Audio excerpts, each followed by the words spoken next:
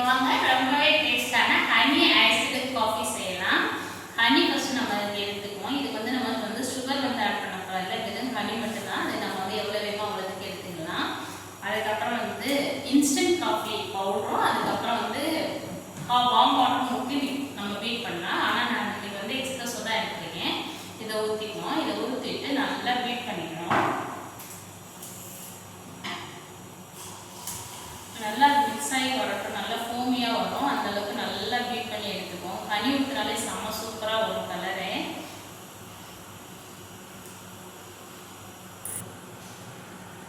Honey ஊற்றினாலே நல்ல ஃபோமியாக செம்ம சூப்பராக கிடைக்குங்க. என்ன வேணாலும் பீட் பண்ணிக்கலாம், பட் நமக்கு இது வந்து போதும். அதுக்கப்புறம் வந்து ஐஸ் கியூப்ஸ் போட்டுக்கலாங்க.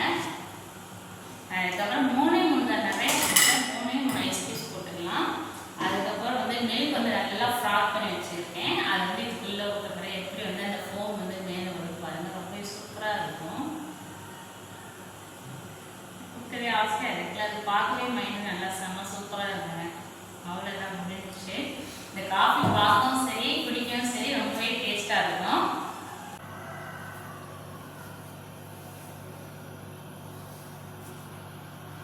அவ்வளோதாங்க, நல்லா ஒரு மிக்ஸ் பண்ணிவிட்டு அப்படியே குடிச்சிட வேண்டியதுதான்.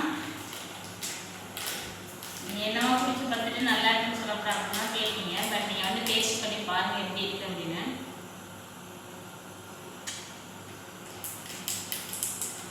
சிம்பிளாக தாங்க இருக்கு, ஆனால் சூப்பராக இருக்கும்.